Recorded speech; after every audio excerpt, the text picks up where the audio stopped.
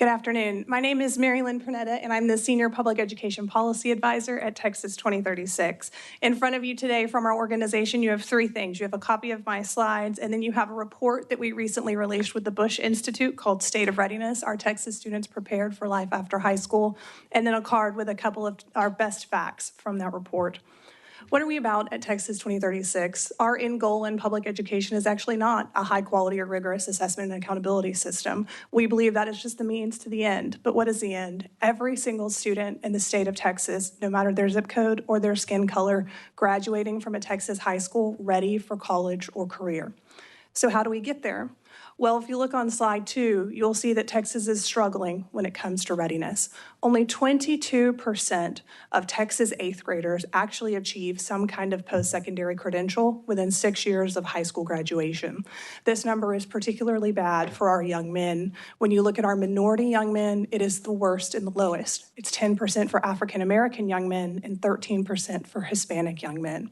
The problems that we face with readiness in our state actually start much earlier than this 8th grade longitudinal data, though. If you look on slide 3, you see that when you consider at every single grade, almost every single time that we collect statewide data on student readiness or student proficiency, at no point are we above 60%. You might be asking yourselves, well, where are we the highest? It's actually, unfortunately, kindergarten readiness at 58%. So what are the solutions that we can use to solve some of this, what we call the readiness gap? Well, there are a couple of things. The first one that we would recommend to you is to consider making permanent the TTAP, or the Texas 3-Year Assessment Pilot Program. We believe that this will provide better and more actionable data for both our teachers and our families so that we can intervene in key points and fix the readiness gaps that students are carrying throughout their educational careers.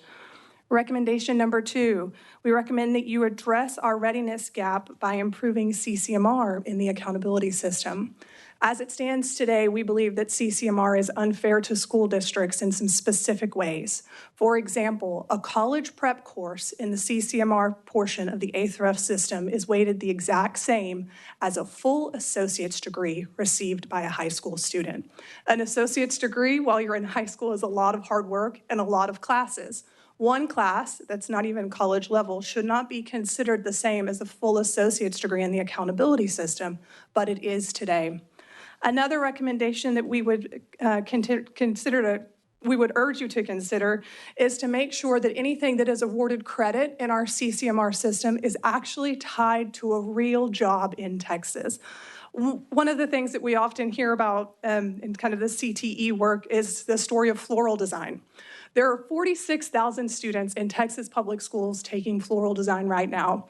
3,600 of them are in level 3 or level 4 CTE floral design. We did a longitudinal data analysis to determine how many floral design jobs were open that these students could presumably go into after the state has funded their certification pathway. 41 were available in just 2022, 2023. That is not enough jobs for the 46,000 students that we are saying are career ready in floral design. Recommendation 3, please pay close attention to mathematics mastery. We have a lot of good news in reading that I'm happy to get into at another time, but we do not have good news in math. If you see on slide 8, Texas middle schoolers are not recovering in mathematics at the same rate as other groups and other subjects. We see a year-over-year cohort decline, and that doesn't include, in a lot of subjects we saw students get better a year after COVID. That's not happening in middle school mathematics. Students are getting worse. We saw the exact same thing in the end of course data that was just released. We're bleeding our best and brightest down. My final recommendation is to please maintain the exit exam requirement that currently exists in our accountability system. The sum of my comments have been about maintaining the rigor of our public school system, and we believe that if you remove the exit exam requirement from the current system, you will decrease and relax the rigor of a Texas public high school experience, and now is not the time to do so. Thank you very much.